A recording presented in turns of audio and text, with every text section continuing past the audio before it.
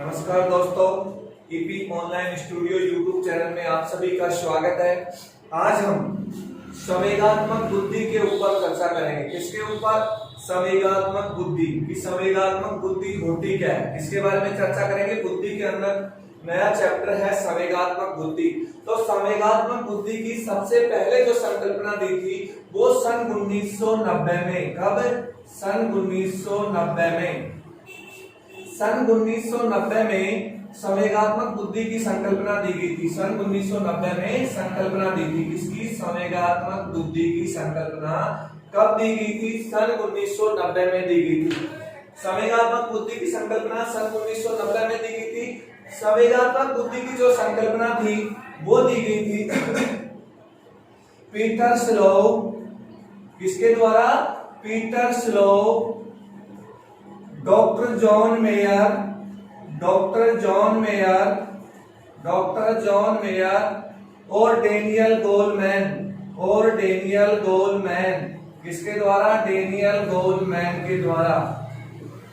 अर्थात सबसे पहले संवेगात्मक बुद्धि की संकल्पना सन 1990 में Peter slope, doctor John mayor और डेनियल गोलमैन के द्वारा दी गई थी। किसके द्वारा? Peter slope, doctor John mayor और डेनियल गोलमैन के द्वारा दी गई थी। लेकिन जो संवेगात्मक बुद्धि है वो सर्वाधिक चर्चा का विषय, क्या? सर्वाधिक चर्चा का विषय सन 1995 में बना। कब बना? सन 1995 में। क्या? संवेगात्मक बुद्धि सर्वाधिक चर्चा का विषय सन 1995 में बना, जब डेनियल गोलमैन की पुस्तक, किसकी? डेनियल गोलमैन की पुस्तक, डेनियल गोलमैन की पुस्तक, जिस पुस्तक का नाम था संवेगात्मक बुद्धि। क्या था? संवेगात्मक बुद्धि, संवेगात्मक बुद्धि, संवेगात्मक बुद्धि, बुद्धि लब्धि से, संवेगात्मक बुद्धि, बुद्धि लब्धि से अधिक बुद्धि लब्धि से अधिक महत्वपूर्ण क्यों? से अधिक महत्वपूर्ण है, यानी अधिक महत्वपूर्ण।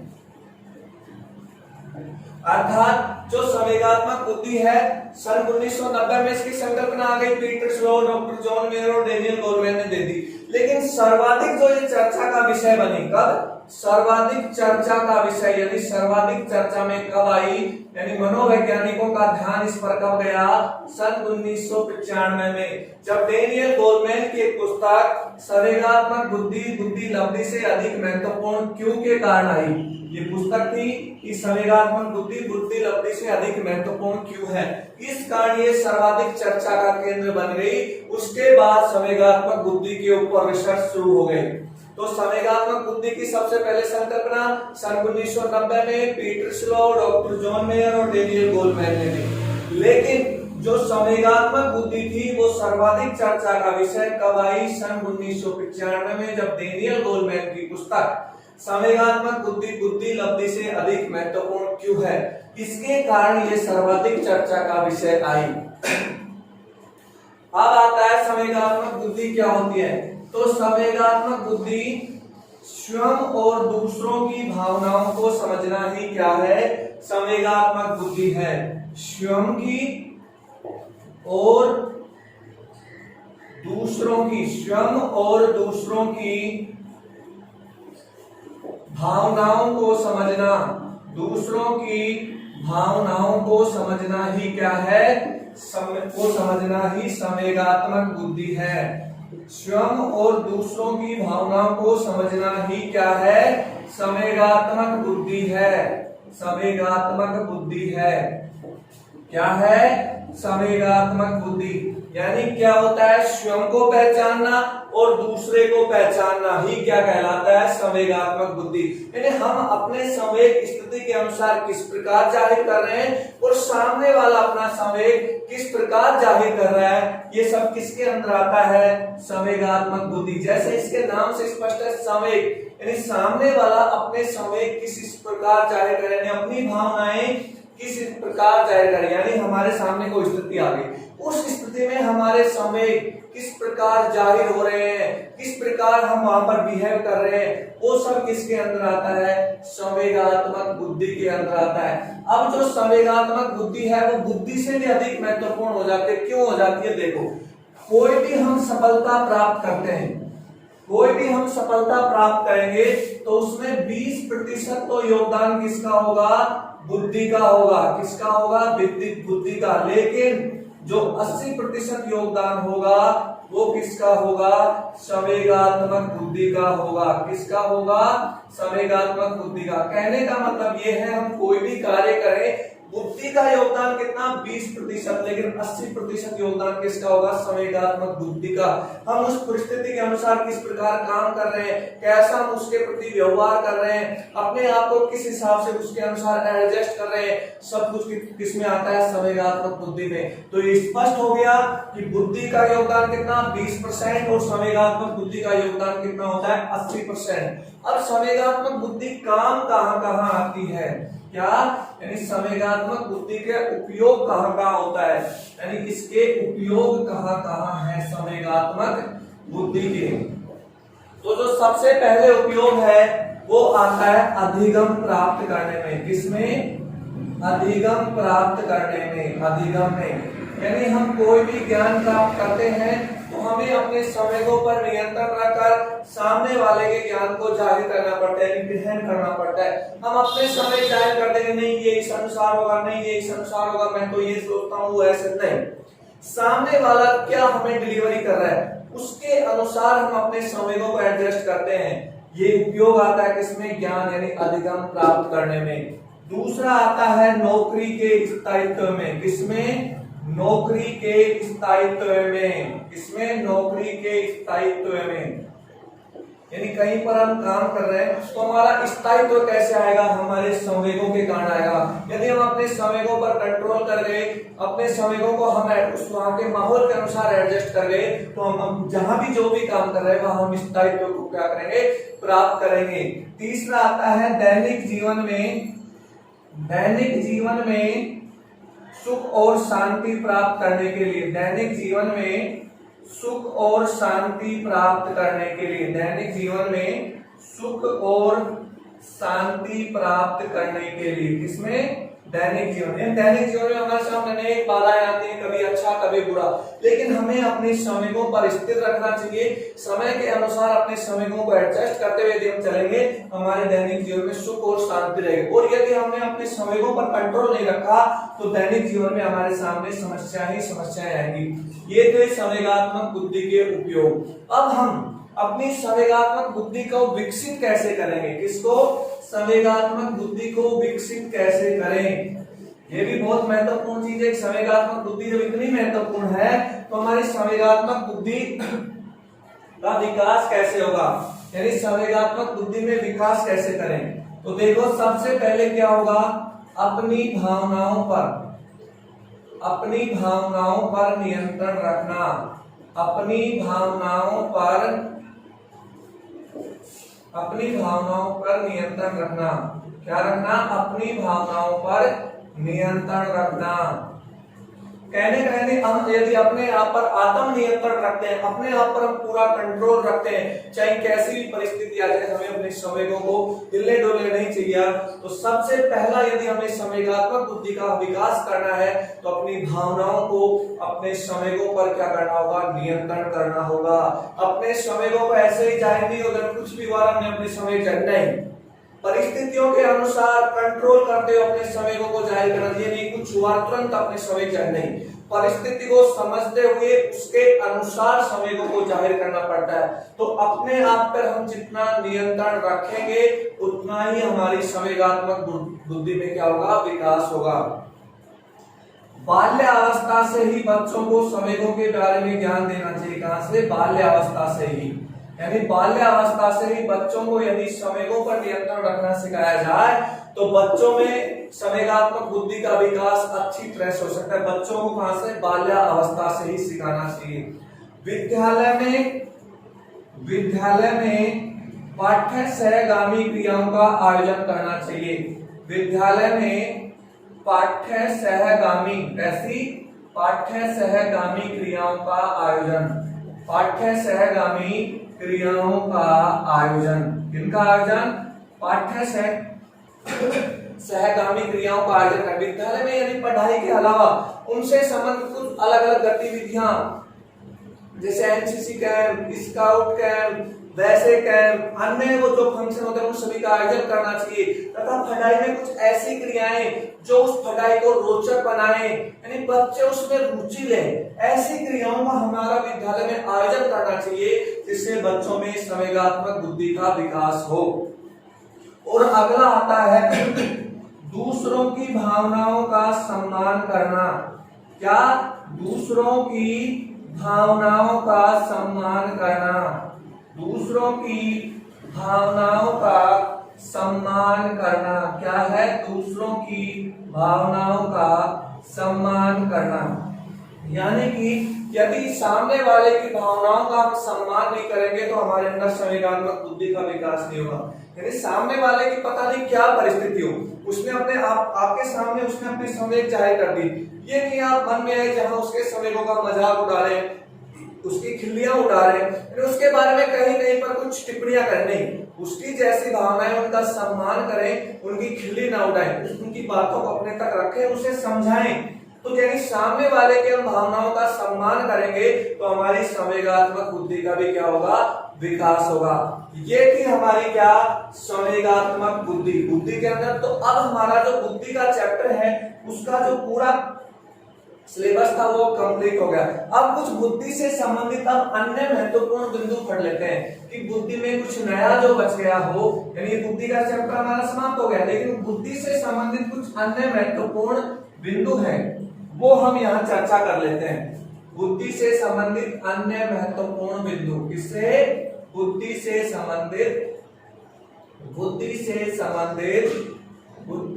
संबंधित अन्य महत्वपूर्ण बिंदु, यानी कोई अन्य जानकारियां, अन्य महत्वपूर्ण बिंदु, अन्य महत्वपूर्ण बिंदु, ये है बुद्धि से संबंधित कोई अन्य महत्वपूर्ण बिंदु। तो देखो सबसे पहले बुद्धि के ऊपर पुस्तक, पहली पुस्तक किसके ऊपर, बुद्धि के ऊपर पहली पुस्तक थी वो कैटल ने लिखी थी। किसने लिखी थी, कैटल ने लिखी थी। कब, 1890 में। बुद्धि के ऊपर पहली पुस्तक सन 1890 में कैटल ने लिखी थी। मानसिक मापन और परीक्षण। क्या, मानसिक मापन और परीक्षण, मानसिक मापन और परीक्षण। कहने का मतलब ये है कि बुद्धि पर सबसे पहली पुस्तक कैटल 1890 में मानसिक मापन और परीक्षण की किसने लिखी थी, कैटल ने। दूसरा था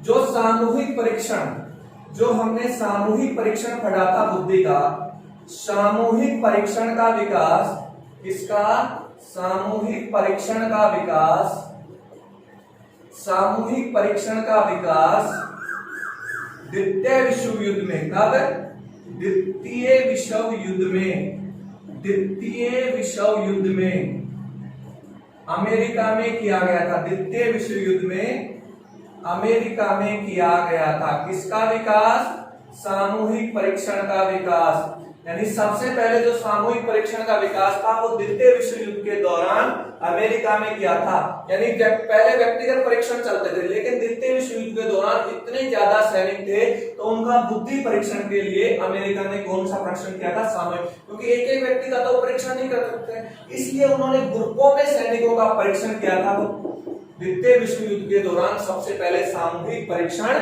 हुआ था। पहली पुस्तक कैटल ने लिखी थी 1890 में, मानसिक मापन और परीक्षण। किसने लिखी थी, मानसिक मापन और परीक्षण। तो सामूहिक परीक्षण का विकास भी कहाँ हो गया, अमेरिका में हो गया। तो सामूहिक परीक्षण का विकास ओटीएस ने किया था। किसने किया था, ओटीएस ने। सामूहिक परीक्षण का विकास, सामूहिक परीक्षण का विकास, सामूहिक जो परीक्षण का विकास था वो ओटीएस ने किया था। किसने, ओटीएस ने, ओटीएस ने किया था। सामूहिक बुद्धि सामूहिक जो बुद्धि परीक्षण था उसका विकास किसने किया था? ओटियस ने किया था। ये हो गया। अगला है जो हमारा अशाब्दिक परीक्षण था। कौन सा? अशाब्दिक परीक्षण। देखो हम बुद्धि से संबंधित कुछ अन्य महत्वपूर्ण बिंदु पढ़ रहे हैं जो बुद्धि के टॉपिकों के अंदर नहीं है, उससे संबंधित कुछ अन्य बिंदु यानी अन्य जानकारियां हम यहाँ पढ़ रहे हैं। तो पहली पुस्तक कैटर हो गई सामूहिक परीक्षण, अमेरिका में विकास किसने किया? ओटियस ने। अब है अशाब्दिक परीक्षण। तो अशाब्दिक परीक्षण को हम स्वतंत्र संस्कृति परीक्षण भी कहते हैं। क्या? स्वतंत्र संस्कृति परीक्षण। क्या कहते हैं? स्वतंत्र संस्कृति परीक्षण भी कहते हैं। किसको? अशाब्दिक परीक्षण को। तो अशाब्दिक परीक्षण का एक नाम और क्या हो गया? स्वतंत्र संस्कृति परीक्षण। और जो अशाब्दिक परीक्षण में, इसमें अशाब्दिक परीक्षण में सबसे प्रसिद्ध जो परीक्षण है, कौन सा सबसे प्रसिद्ध? वो है पोस्ट-एलाग परीक्षण। कौन सा? पोस्ट-एलाग परीक्षण है। कौन सा परीक्षण है? पोस्ट-एलाग परीक्षण सबसे प्रसिद्ध। कौन सा? सबसे प्रसिद्ध अशाब्दिक परीक्षण है जो पोस्ट-एलाग परीक्षण है। और इसका विकास अलेक्जेंडर ने किया था। अलेक्जेंडर ने किया था। किसने किया था? अलेक्जेंडर ने। यानी जो सबसे प्रसिद्ध अशाब्दिक परीक्षण है उसका विकास पोस्ट-एलाग ने किया था। और कब किया था? अलेक्जेंडर ने। तो ये था बुद्धि के बारे में अन्य महत्वपूर्ण। लेकिन अब हम देख रहे हैं कि बुद्धि से संबंधित सभी रिसर्च कहाँ हुई है? विदेश में हुई है। तो हमारे भारत में भी कुछ रिसर्च किया होगा। तो अब इसके भारत के बारे में पढ़े कि भारत में बुद्धि के ऊपर कब परीक्षण हुआ, कैसे हुआ, किसने किया, कहां पर किया। तो देखो सन 1922 में। कब? सन 1922 में। कब? सन 1922 में FG कॉलेज। कौन सी कॉलेज? FG कॉलेज लाहौर में। कहां पर? FG कॉलेज लाहौर में। देखो सन आ रही है 1922। हम भारत पाकिस्तान का विभाजन 1947 में, उससे पहले लाहौर कहां पर था? भारत में था। तो सबसे पहले भारत में जो बुद्धि का परीक्षण था वो सन 1922 में हुआ था। कहां हुआ था? FG कॉलेज लाहौर में किया था। और किसने किया था? कॉलेज के प्रिंसिपल डॉक्टर CH राइस ने। किसने? CH राइस ने किया था। तो भारत में सबसे पहला बुद्धि परीक्षण डॉक्टर CH राइस ने सन 1922 में और कहा किया? FG कॉलेज लाहौर में किया था। तो ध्यान रहेगा किसने किया? डॉक्टर CH राइस ने। कहा किया? FG कॉलेज लाहौर में। कब किया? सन 1922 में। और जो इस परीक्षण में जो सामान काम आया वो सभी सामग्री किससे ली गई थी?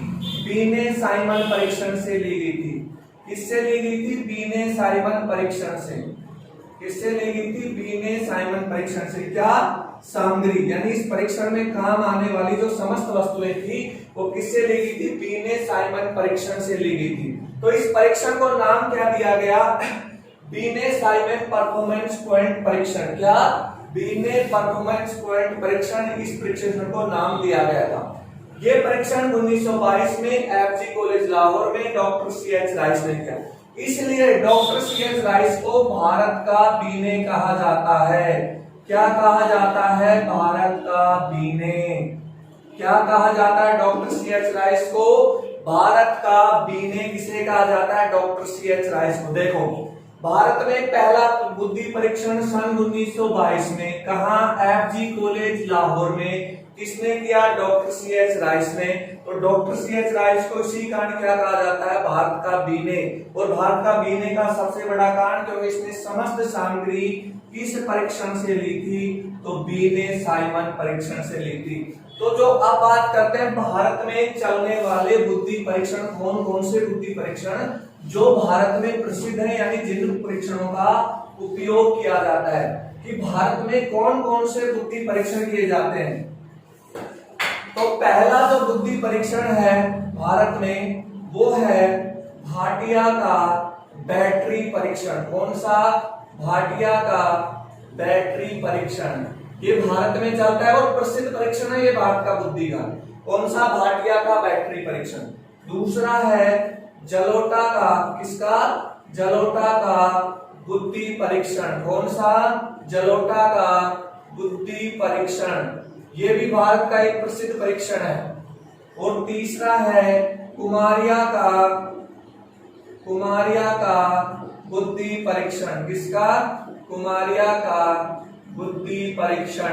यानी ये तीन जो भारतीय परीक्षण है, ये इस समय प्रसिद्ध परीक्षण है भारत में। पहला भाटिया का बैटरी परीक्षण, दूसरा जलोटा का बुद्धि परीक्षण, तीसरा कुमारिया का बुद्धि परीक्षण। और ये आपको बता दें ये दोनों कैसे, तीनों कैसे हैं? शाब्दिक प्लस अशाब्दिक, दोनों प्रकार के परीक्षण है। ये शाब्दिक भी है और अशाब्दिक है, यानी भारत के तीन प्रसिद्ध बुद्धि परीक्षण है। तो दोस्तों इस प्रकार जो हमारी पहली यूनिट थी रिट में मनोविज्ञान की, यानी एक यूनिट थी बुद्धि के ऊपर, तो आज हमारा बुद्धि के ऊपर ये चैप्टर समाप्त हो गया है। और हाँ, आपके जो सुझाव है वो हमारे लिए अति महत्वपूर्ण है। यदि आपको कोई सुझाव देना हो तो हमारे कमेंट बॉक्स में आप अपने सुझाव जरूर लिखें कमेंट करके, क्योंकि आपके सुझाव हमारे बदलाव में, परिवर्तन के लिए बहुत जरूरी है। इसलिए आप कमेंट जरूर कीजिए, वीडियो को लाइक कीजिए, शेयर कीजिए और चैनल को सब्सक्राइब कीजिए। धन्यवाद।